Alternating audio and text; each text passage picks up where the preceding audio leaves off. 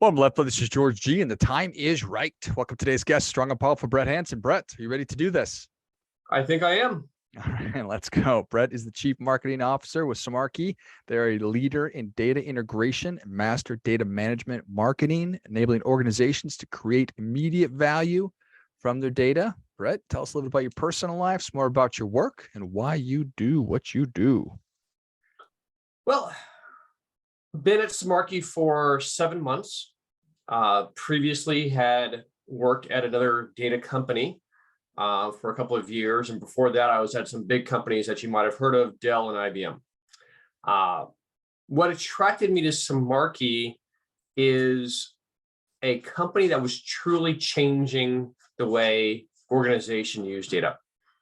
And, at IBM, at Dell, at the other small company I worked at, we talked a lot about data and how important data is and how it can be used, and all these sort of things. And certainly we made progress at all those organizations, but it never felt like we kind of got it over the edge, right? How do I really empower a decision maker, whether that is someone like myself in marketing, a doctor, someone in finance, to make better decisions with data? And Semarchy just has a solution that kind of cuts through it all. And we'll talk more about all the details later, but there's something to be said about actually making that final bit of difference that can enable companies to actually realize the value of all their data. What do you have a sense of how many companies out there that have an appreciation or an understanding of the value of the information they have?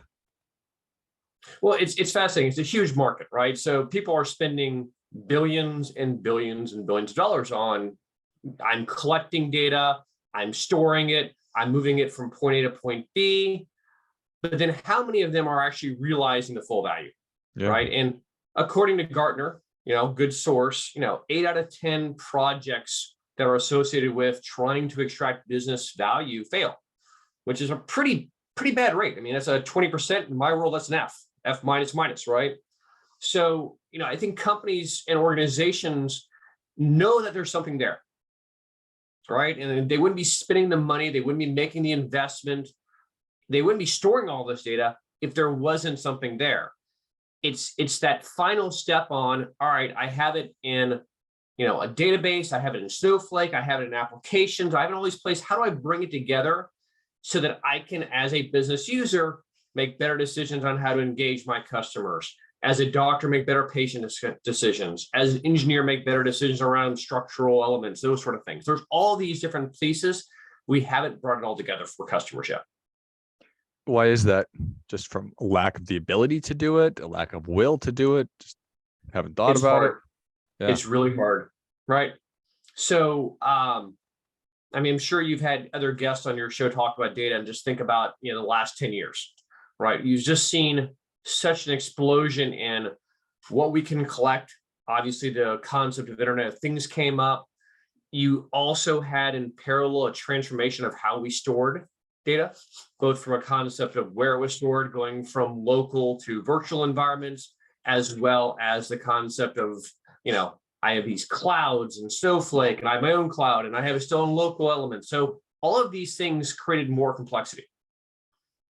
And so now the opportunity is, how do you start to look at all these different sources and bring them together so you have one master data record? And then from there, I can actually extract the business value, which I'm hoping to receive. Otherwise, I'm looking at my CRM data over here. I'm looking at customer information over here. I'm looking at, billings and payments someplace else. And then my brain, which is never going to be sufficient here, is trying to piece all those things together. And that's what we have to overcome. And that's what sort of the next evolution of data is all about. You've said Snowflake a couple of times. What is that? Snowflake is a unicorn / Pegasus, came out of nowhere. They're now one of the world's leading cloud-based storers of data, right? So as you think about, the massive amounts of collection, where do I store it, right? And 25 years ago when I started my career in IBM, it was relationship databases, right? You had DB2 and Oracle and Microsoft SQL. You actually had an on-prem server that had a database. Now there's these newer formats for how we store data, which allow companies to be much more cost efficient. They're actually more secure. So they've taken these giant leaps. Now it's again about, all right, now that I have all this data, how do I make use of it? Got it. And couple of steps back, sorry. Yeah, please. When we're talking about data, that can really be, is that a name and an email address? It could be.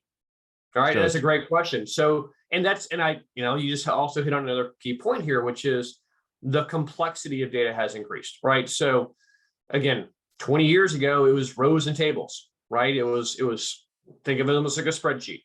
Now you have obviously still things like that, but you even have more data, which is in what we call unstructured videos, this podcast, schematics, engineering documents. All of those things now just increase the complexity. And then we also can further increase the complexity as you have data that just is stagnant. Once I create an email record with the name and an email, you're fine. But what about stuff that has to be pulled in real time? So I mentioned healthcare providers. Obviously, they can't just look at data that's 6 months old. It would be probably pretty important to know if you're in some sort of critical event, the latest information you have, and then obviously bring that in with the legacy information. So as a healthcare provider, I can see a complete view of who you are. But that way you need both, again, legacy data that's been sitting around, but you also need that real-time element as well. Fascinating, right? I was just, you mentioned medicine, and if I were a healthcare provider of some kind, I would want and need as much real-time data as possible. But now that I have it, okay, great. It made sense that I should get it all. Like, now how in the world do I interpret this? How do I make it actually usable? And that's where you come in. Exactly. So there's two things that we think about. One is integration. All right. So how do I move data from point A to point B? All right. And that's really a storyline of being as efficient as possible. Right. How do I make sure that, with very limited resources, and as we talked about, lots and lots of data needing to be moved around, how do I provide tools that can efficiently, securely move data from one point to another point so we can access it? The second piece, which is a little more complicated, is the concept of master data management. So going back to sort of my opening remarks, you have data in all these different locations. So let's just use a chief marketing officer example. I obviously have a CRM system like a Salesforce or a HubSpot, and that's super important to me. But I'm also probably using maybe some billing information because I'm looking at existing customers. I would like to know before I market to those customers also, are they happy with me? So there might be some customer value information. There could be tickets I want to pull into this. So that they had some sort of issue that pull into this. So you want to be able to look at a company, an organization, a person, and have a holistic view. And that means bringing data in from different locations. It can also mean enriching that data. So using outside information. So I might use a tool that can provide me additional contacts that I don't have, or more information about location, email addresses, phone numbers, vertical information, all those sort of things. So the first step is that aggregation concept, right? So rather than just looking at each piece in a silo, how can I get a holistic understanding of what is happening? What is that customers, that prospects 360-degree view? The second part of that is not all data is created the same. So there might be some data that is going to be absolutely bulletproof. Others, well, there might be quality issues, and I need to know that so I can make better informed decisions. And then the final piece of this, of course, is being able to visualize it. So obviously at a single record, it's all about being able to see all the different sources, those sort of things. But if I aggregate that up, I'm going to look for trends and that sort of things. That's where you have your dashboards and your reporting. So it's moving from, again, the world of, a data set. So I'm looking at my CRM data, which, and by the way, I use, lots of graphs and charts just with that. But if I really want to understand what's happening with a customer or a market segment or anything like that, I'm going to want to look at lots of different data sets and be able to pull that together in a comprehensive and cohesive manner, look at it from a governance perspective as well as also from quality. What is the secret sauce of what you're doing? Is it that you can identify when you're looking at just massive amount and different kinds of data, you can identify it, that you can efficiently move it, or like I feel like I'm asking sort of the right question. No, I hear your question, and I wish I could say it's just do this one thing great, and that's the challenge. A lot of companies have gone on the path of, we're really focused on just moving the data, or we're really focused on governing the data, which means who can have access to it, which that's great. That's a portion of the storyline. But if you're not thinking about all these pieces in a comprehensive, cohesive way, all you're going to do is just create a bunch of roadblocks, right? And you're not going to actually get that 360 degree. So your question is very valid. Like, what is the secret sauce? The secret sauce is, in order to make the recipe perfect, you need the cayenne, you need the paprika, you need the chili powder. And like, no one spice can be left out, or otherwise you're getting a less than ideal meal. So what does a typical engagement then look like? You go into an organization that has they're an ideal client for you, customer for you, got all these different things. How say, okay, what is it that in a perfect world, how would you use all this information? How does that start? And this is one thing that makes us different. We start with the business question. What are you trying to achieve? Right. So there's all this technology stuff, and we can go and talk about ELT and, the governance and all that stuff. And that's important. Don't get me wrong. That's part of what makes, our product great. But what's really important is having the conversation about the business objective. I am trying to solve X. And by the way, one of the things we frequently hear from customers who maybe have tried this in the past and, a year later are still pounding their head against the wall is, we try to solve XYZ QRS.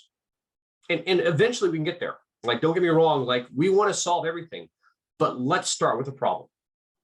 So let me actually give you a real customer example to illustrate how this ideally works. So there's a great restaurant called Chipotle. They make wonderful burrito bowls. A lot of my calories were consumed using Chipotle. Their initial challenge was location. So they have stores obviously across the country. Where are those stores? What status are they in? Are they open, closed, during what time? What's their staffing? Just the basics of location. A very solvable problem, right? But it still required pulling different data sources from different systems. They actually enriched it with Google Maps information. So we actually had an actual map, location on a store. So that was a starting point. And we were able to execute that very, very quickly, as in less than 2 months. They said, great, we got our store information. Well, what would be really important is us understanding the menus, because not all stores have the same menus. That's one of the things that makes Chipotle great, is they diversify based upon their local location region. So the next thing we worked on was menus. Okay, now we had pulled information from different sources. We had an aggregate view of the menus. And then from there, it went in ingredients. And from ingredients, it went suppliers. And from suppliers, it went health and management. So ultimately, you can start with one project, solve a problem, and then move to the next one. And the great thing is with our solution, of course, is we can scale across those different domains. We can scale in terms of amount of data consumed. But most importantly, we keep solving problems, because even if you think you know exactly what you want to achieve, likely over time, those objectives are going to change and evolve. And that's super important with data, because if you try to solve a data project and say, hey, I know exactly what I want, and I'm going to solve it completely in this way, and this is what it's going to look like, that's not how business works. Things are going to occur. Changes are going to happen. Acquisitions are going to be made. Divestitures are going to occur. You're going to go with new product lines. And so you're always going to be looking to change what you need, but it needs to start with, what is my business objective? What am I trying to achieve here? Yeah, that makes a ton of sense. versus just going and doing the whack-a-mole where a problem is popping up. I'm just going to figure out how to solve this, and it may not ever be an integratable solution. So the next problem that solves up, I'm going to fix it, but it just could be an apple and an orange, versus your approach is making sure that as you solve a problem, any new problems will be able to communicate and, theoretically speaking, seamlessly integrate with one another. Absolutely. And the other piece of that, again, is so often, because again, this is a technical challenge, and ultimately we work with technical team members. There's this natural routing of, oh, let me go solve my technical issue.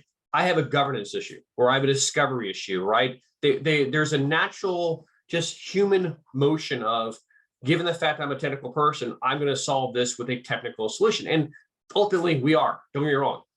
But we see, again, so many projects fail because you haven't done the diligence up front to understand, what am I trying to achieve from the business objectives? What is the outcome we want to have, and having as much specificity as possible on the requirements.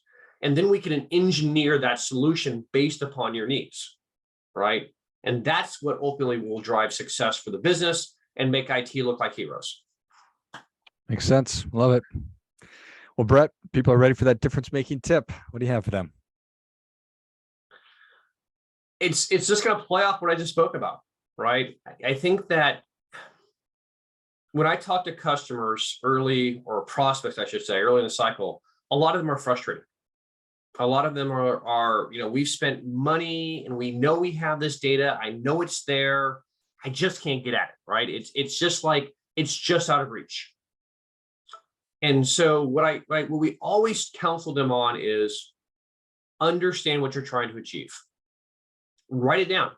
What is the outcome you're looking to achieve? Whether it's, again, understanding your customers better, understanding patients better. It could be something very simple, like what I started with Chipotle, which is, where the heck are our restaurants, right? And then from there, we can grow and expand, that sort of thing. And so if you can start by understanding your business objective and documenting that and making sure that it is an achievable play, then we can grow and expand and really get more and more value out of your data. Well, I think that is great stuff. That definitely gets. Come on, Brett, thank you so much for coming on. Where can people learn more about you? How can they engage with Semarchy?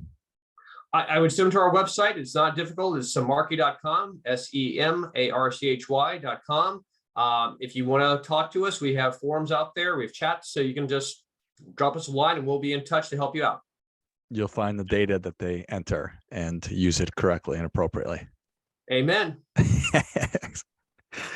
Hope you enjoyed as much as I did. Show Brett your appreciation and share today's show with a friend who also appreciates good ideas. Go to semarchy.com. It's semarchy.com, and find out if it's the solution that you've been looking for.